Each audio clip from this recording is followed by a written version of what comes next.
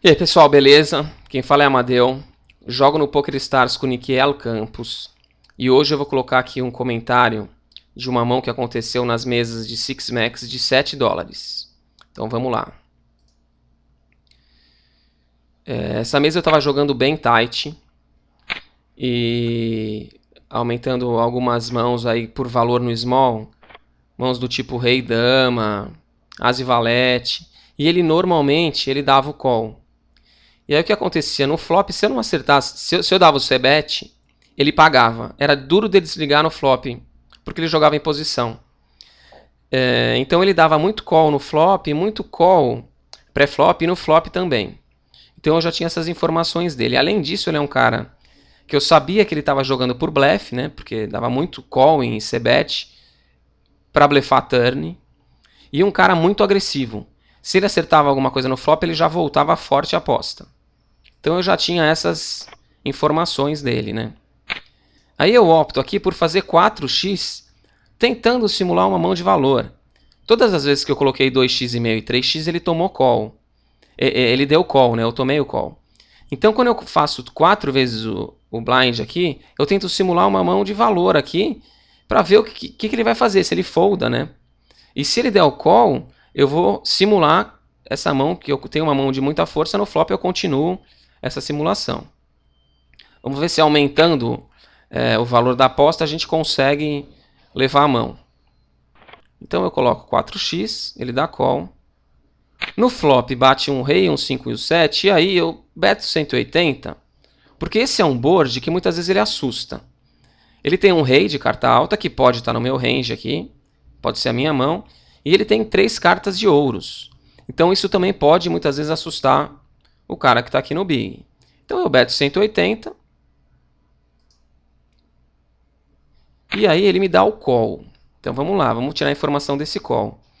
Quando ele me dá esse call, eu sei que o rei ele não tem. Porque da maneira como ele é agressivo, se ele tem esse rei, ele volta a aposta, ele dá um tribet. Então o rei ele não tem.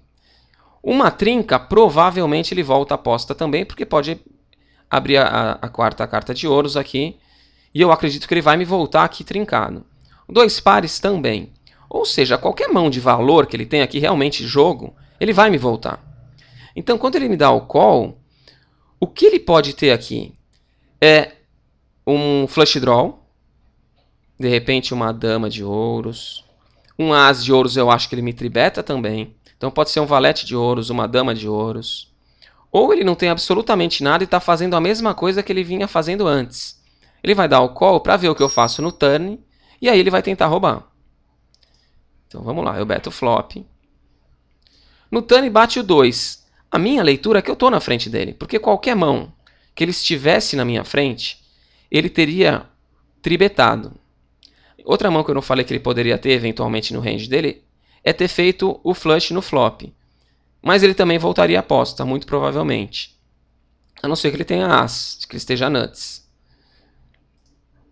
Então vamos lá. Aqui eu dou check. E aí ele beta 300.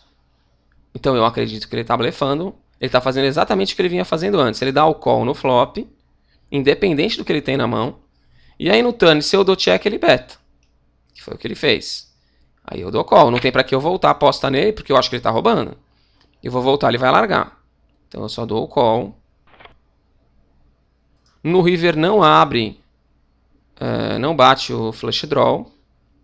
Então eu dou check novamente para tentar induzir ele a continuar roubando, a dar o all-in. Ele dá o all-in e realmente aqui eu acho que na grande maioria das vezes, pela maneira como ele está jogando, eu vou estar na frente dele. A única chance vai ser se ele tiver o flush que ele fez no flop. Mas eu não acredito nisso. Eu acho que na maioria das vezes ele está roubando. Justamente pelo que eu falei no flop. Rei ele teria tribetado, trinca teria tribetado, dois pares teria tribetado. Então aqui eu acredito que eu realmente estou na frente e ele está roubando. Aí eu dou o call.